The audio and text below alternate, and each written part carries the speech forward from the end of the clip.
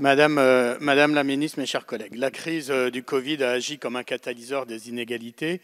Les plus fragiles se sont fragilisés davantage et les territoires les plus en difficulté se trouvent aujourd'hui un peu plus encore en difficulté, à l'image de mon département de la Seine-Saint-Denis qui paie le plus lourd tribut social et sanitaire à la crise. Vous le savez, cette fragilisation des familles ne fait malheureusement que commencer. Mais à peine entrevoit-on, semble-t-il, la fin du tunnel, et je le dis avec bien sûr d'infinies précautions, à peine reprend-on un peu d'espoir que vous remettez immédiatement le cap sur des mesures d'affaiblissement, sinon d'amputation des amortisseurs sociaux dont nous avons vu combien ils étaient essentiels. Alors nous vous le demandons et nous le souhaitons vivement.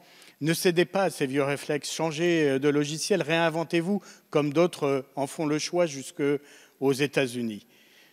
Pour cela, vous auriez pu répondre à notre demande d'abandonner définitivement la réforme de l'assurance chômage. Vous auriez pu accepter nos propositions venues de différents bancs, d'ailleurs, d'instaurer un RSA pour les moins de 25 ans qui souffrent particulièrement de cette crise. Vous auriez pu accepter notre proposition que les frais bancaires pour les plus défavorisés, notamment ceux qui ont des couverts et qui rapportent 6,5 milliards d'euros aux banques, ne soient plus imputés aux ménages les plus en difficulté.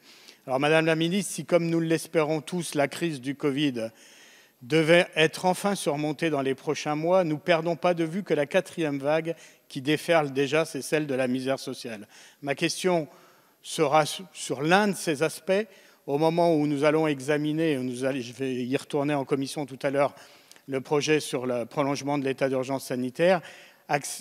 Acceptez-vous ou entendez-vous prolonger jusqu'au 31 octobre prochain, fin du prolongement de l'état d'urgence, la trêve hivernale sur les expulsions locatives, afin que les ménages les plus en difficulté ne subissent pas une double peine et qu'on puisse déclencher toutes les aides pour venir en soutien à ces familles plutôt que de les mettre à la rue.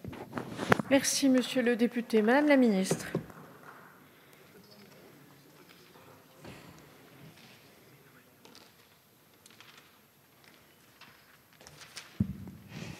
Bien. Alors, vous avez posé beaucoup de questions en une, parce que vous avez d'abord parlé de votre département, puis ensuite du RSA Jeunes, puis ensuite de l'assurance chômage, et puis ensuite, vous êtes arrivé sur la question finalement, et donc je ne sais pas sur laquelle vous voulez que je vous réponde, mais en tout cas, je vais vous répondre sur la trêve hivernale, puisque c'est celle-ci que vous avez surtout dite à la fin. On a prolongé, et vous le savez, la trêve hivernale du 1er avril au 30 juillet 2020 pour protéger les plus vulnérables de la crise sanitaire. Et puis, on a demandé au préfet de privilégier la prévention, de limiter l'exécution des concours de la force publique, évidemment. Et puis, en février dernier, nous avons étendu la période de protection pour les occupants menacés d'expulsion jusqu'au 31 mai. Toutefois, vous en conviendrez, ces dispositifs dérogatoires ne peuvent se substituer de manière pérenne au cadre législatif et constitutionnel qui régissent les rapports locatifs et le droit de propriété. C'est pourquoi le gouvernement a défini les étapes d'une transition progressive de l'état d'urgence vers une reprise de l'application de la procédure d'expulsion locative durant l'année 2021.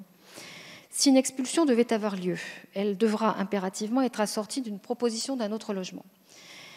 L'État s'engage par ailleurs à indemniser rapidement tous les propriétaires impactés des sommes légalement exigibles à travers le fonds d'indemnisation des bailleurs qui sera abondé de 20 millions d'euros.